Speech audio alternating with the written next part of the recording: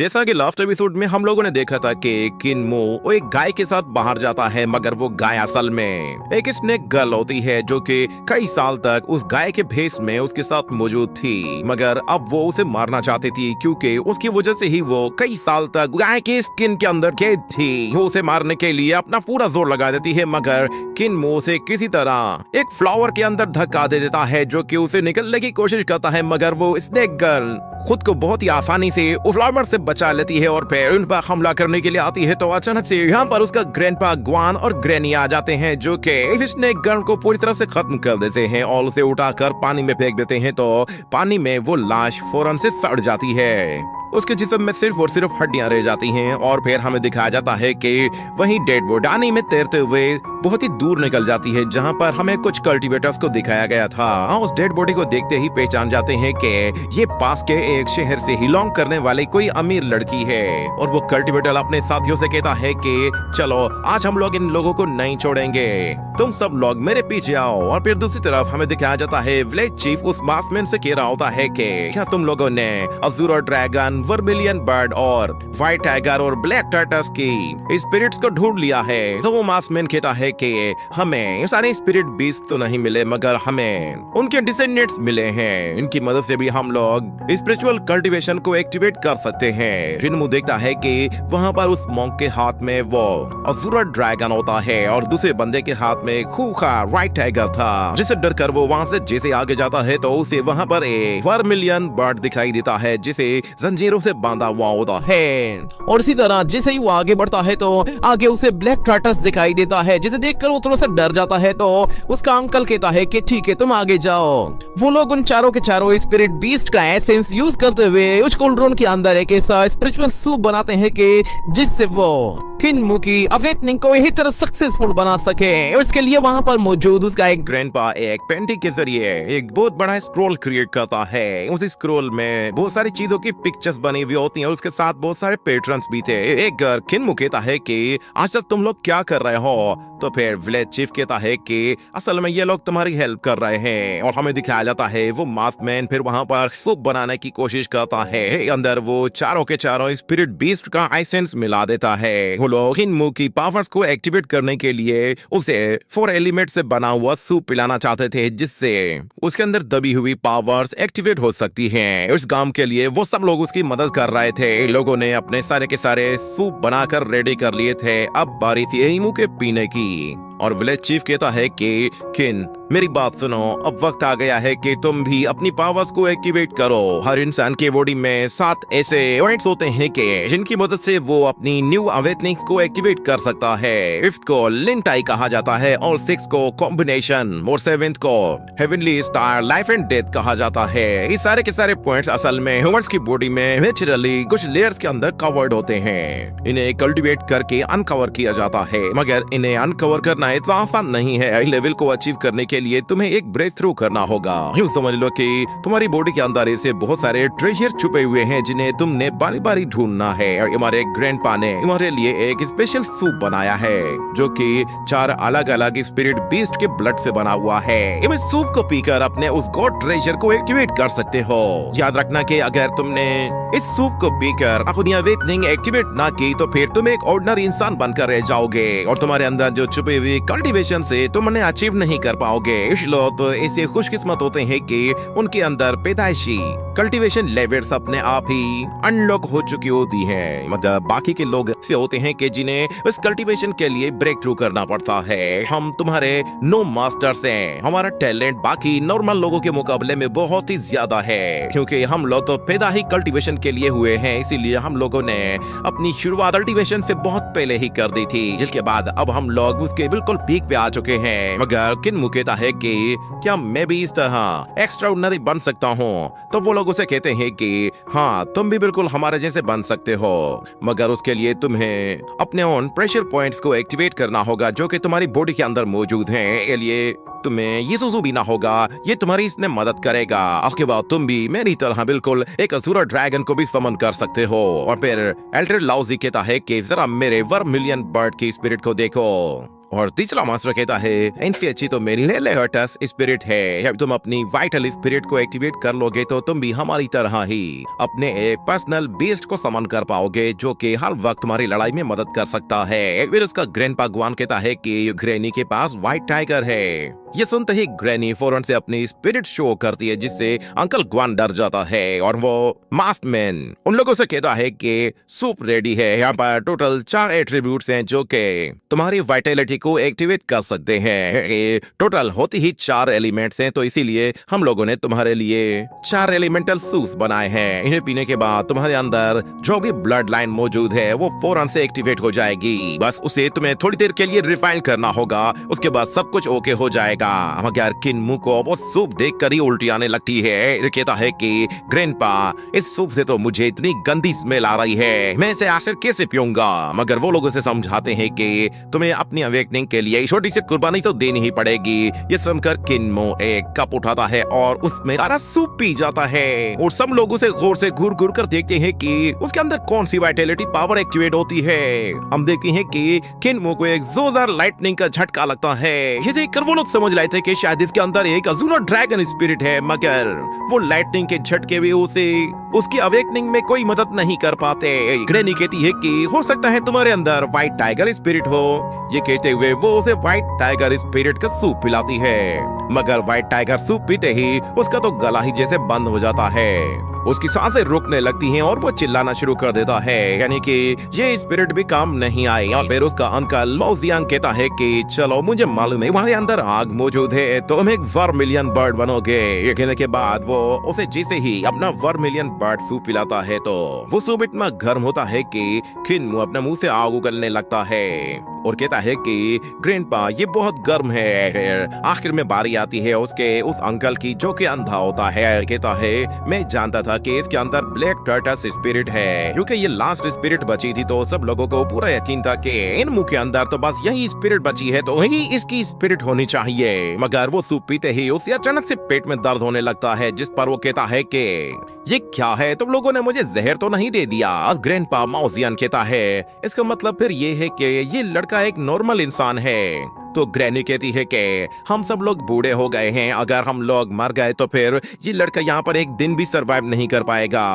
और फिर वो मॉन्क कहता है कि मेरे ख्याल से हमें इसे कहीं ऐसी जगह भेज देना चाहिए जहाँ इसके जैसे ही लोग रहते हों। और इसके लिए अंकल मुजियान को गुस्सा आ जाता है और वो कहता है कि तुम इसे बाहर भेजना चाहते हो, क्या तुम चाहते हो कि हम इसे अपने दुश्मनों का निवाला बना दें? अगर ये बाहर गया तो बाहर हमारी मदद के बगैर तो ये पल भर भी जिंदा नहीं रह सकता। मगर वो मॉन्क उसे पीछे पुश करता है और कहता है कि अच्छा तो फिर बताओ कि हमें इसके साथ क्या करना चाहिए। किन्मू उन्हें आपस में लड़ने से रोकने की कोशिश करता है, मगर वो लोग उसकी बात नहीं मानते और किन्मू कहता है कि प्लीज आप लोग लड़ना बंद करें, मैं आप लोगों को मरने नहीं दूंगा, ना ही मुझे कुछ होगा। इतने में अचानक विलेज चीफ वो कहता है कि ये तो बहुत ही अच्छी बात है। ये सुनकर वो सब लोग हैरान हो जाते हैं कि विलेज चीफ ये कैसी बातें कर रहा है। और फिर ग्रैनी कहती है कि विलेज चीफ क्या कहना चाहते हो, आखिर क्या अच्छा है? विलेज चीफ उन्हें बताता है कि असल में किन्मू की बॉडी एक खास बॉडी है, इसके पास एक साथ 4 स्पिरिचुअल पावर्स होंगी,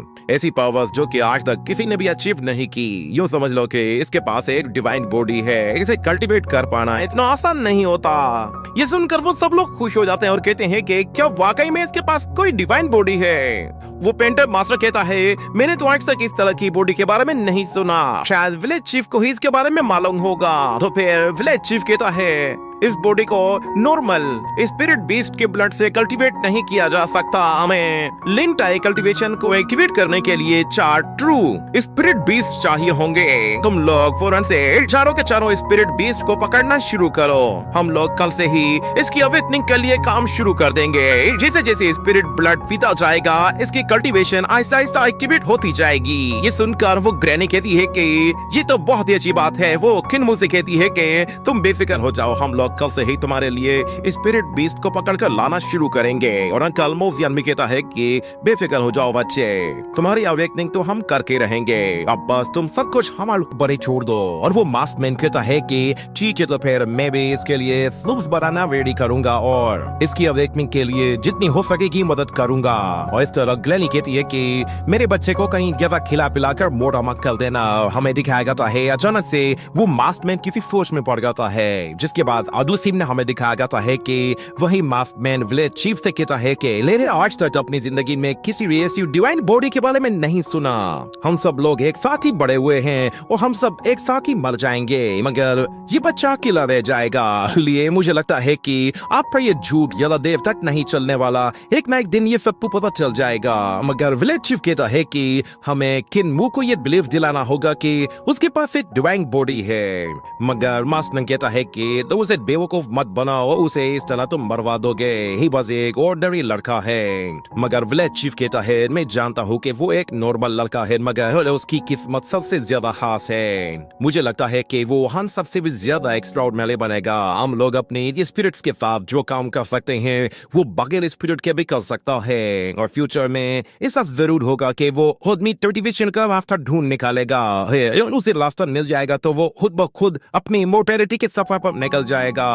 ये सुनकर वो मास्कमैन हैरान हो जाता है और कहता है क्या इमोर्टैलिटी? विलेज चीफ कहता है हाँ, उसके लिए इमोर्टैलिटी हासिल करना और बड़ी बात नहीं, क्योंकि किस्मत उसके साथ है। और अगले सीन में हमें दिखाया जाता है हेड मास्कमैन जो कि एक फार्मिस्ट था, वो अगले ही दिन से उसके लिए सूप बनाना तैयार कर देता है और उसे पीने के लिए देता है। उस सूप से उसे बहुत ही स्मेल आ रही होती है, मगर मुझे ग्रैंडपा को गुस्से में देखकर वो फौरन से उस सूप को पी जाता है।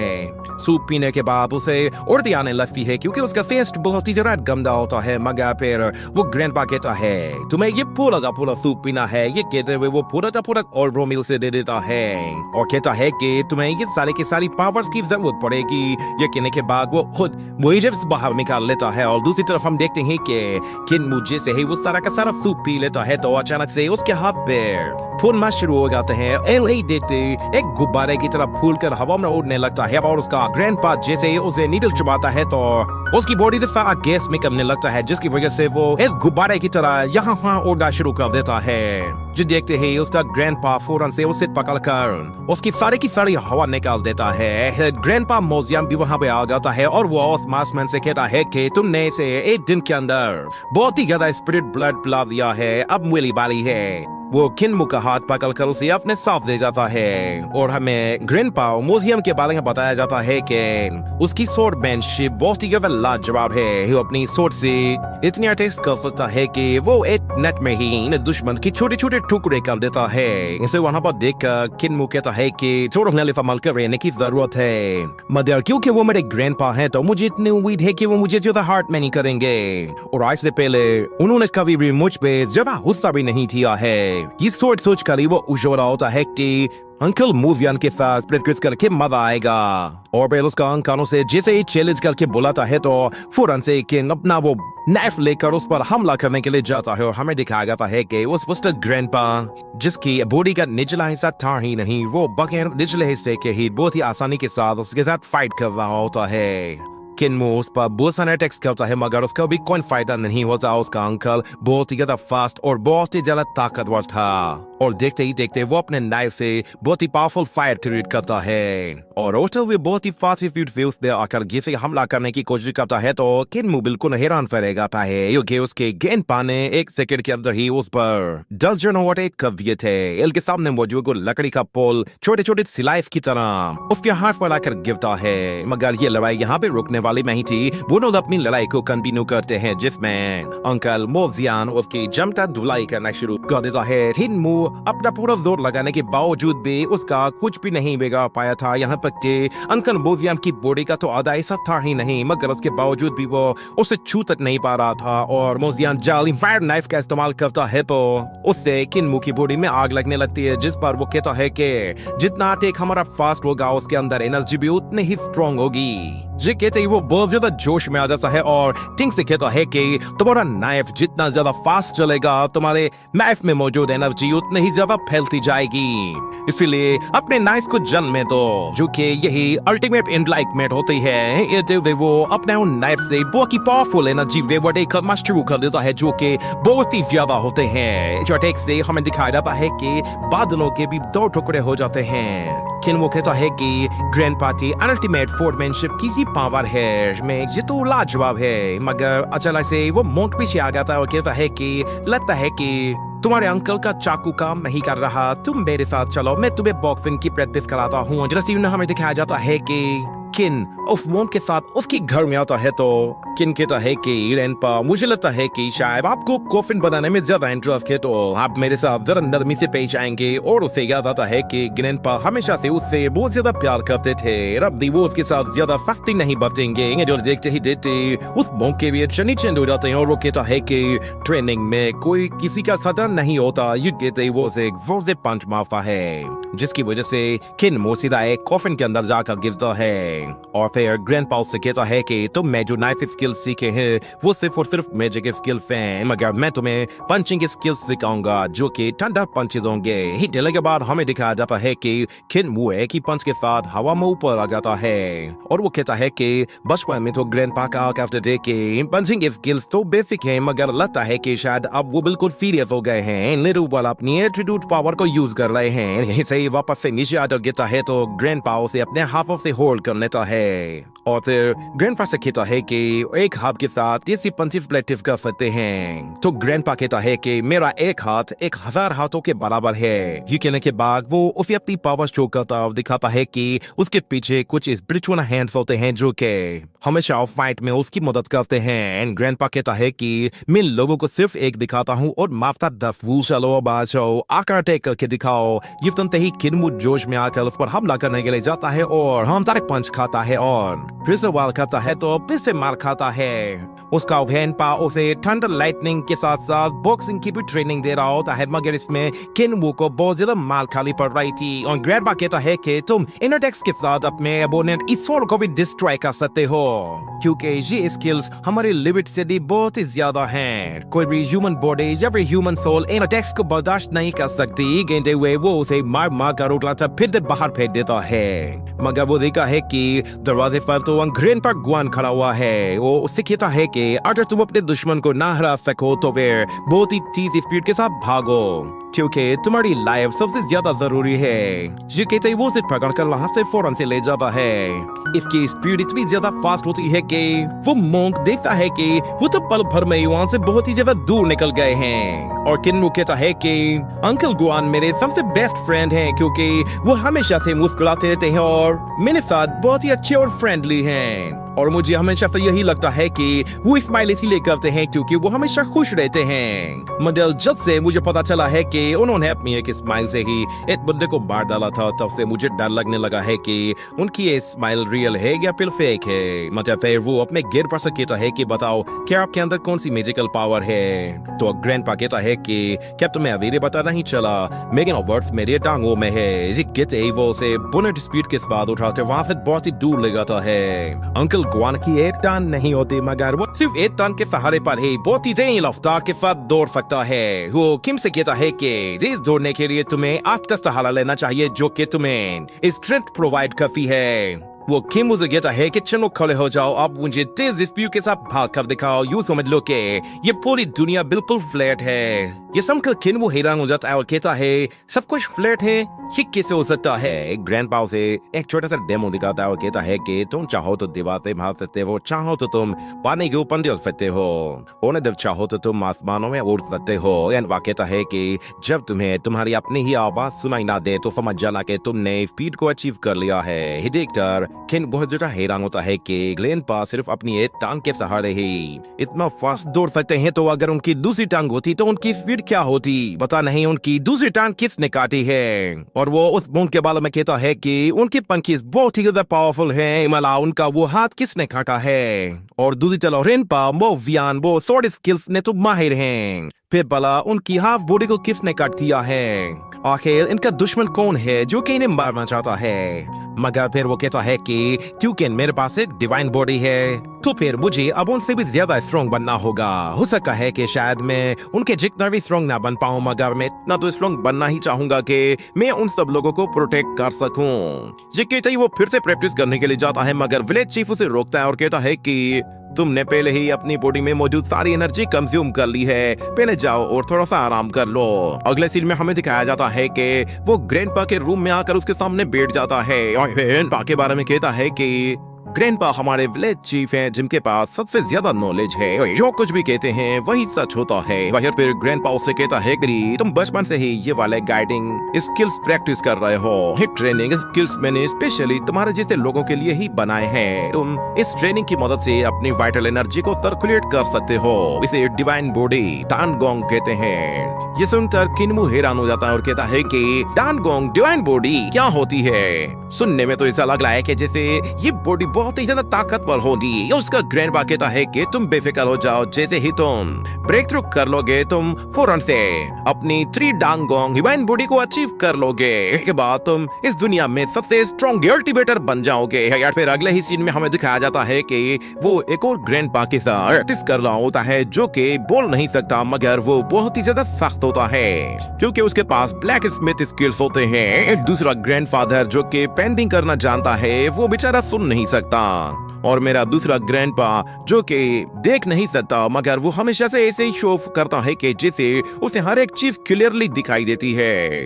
ये सब लोग इंजर्ड होने के बावजूद भी इतनी ज्यादा हार्ड वर्क कर रहे हैं। मैं इन लोगों को ऐसे ना उम्मीद नहीं कर सकता। चाहे कुछ भी हो जाए वो डिवाइन बॉडी मुझे हर हाल में अचीव करनी ही है, और इसके लिए वो एक से बढ़कर एक सूप पीता है जिससे उसे जोरदार झटके लगने लगते हैं, मगर उसके बावजूद भी वो रुकने का नाम नहीं लेता। उसकी विल पावर बहुत ही ज्यादा स्ट्रॉन्ग होती जा रही थी, मगर वो हर सूरत में डिवाइन बॉडी को अचीव करना चाहता था, तो इसके लिए वो डट जाता है और अपने सारे के सारे ग्रैंडफादर्स के स्किल्स को सीखने की कोशिश करता है। भले ही वो उसमें फेल हो जाता है मगर वो हार नहीं मानता।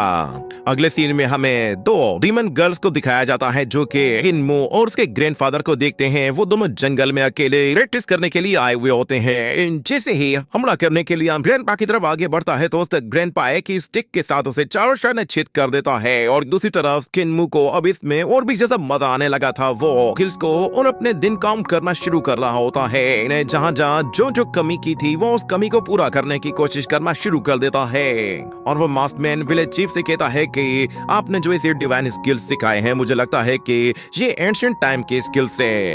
ये कहने के बाद वो लोग अपने रूम में चले जाते हैं और ग्रैंडपा कहता है कि उसकी बॉडी में कोई भी वाइटल एट्रीब्यूट है ही नहीं, इसलिए मैंने उसे सबसे सिंपल और सबसे बेसिक टेक्निक सिखाई है। वो मास्टमैन कहता है कि अगर वो ऐसी ही बेसिक टेक्निक सीखेगा तो फिर वो यहाँ पर सर्वाइव कैसे करेगा? आखिर लिए तो कोई भी स्किल अचीव करना नामुमकिन हो जाएगा। ग्रैंडपा कहता है कि हाँ मुझे भी यही लगता था, मगर मैंने देखा है कि वो कम उम्र में ही रिफ्लेक्शन स्किल्स को इंकार जा रहा है और हर दिन वो 4 पॉइंट्स आगे बढ़ता जा रहा है, और मैं देख सकता हूँ कि उसकी वाइटलिटी वो इतनी ज्यादा स्ट्रॉन्ग हो चुकी है कि इस पर अब किसी तरह के एट्रीब्यूट का कोई भी असर नहीं होने वाला।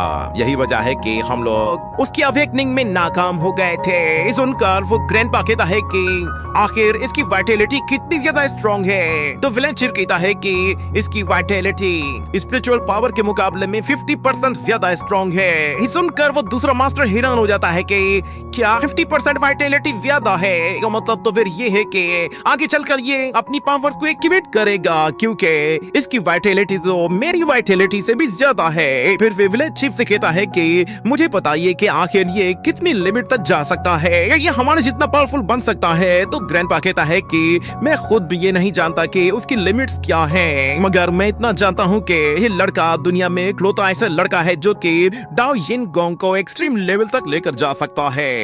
ये कहने के साथ ही ये एपिसोड यहीं पे ही एंड हो जाता है।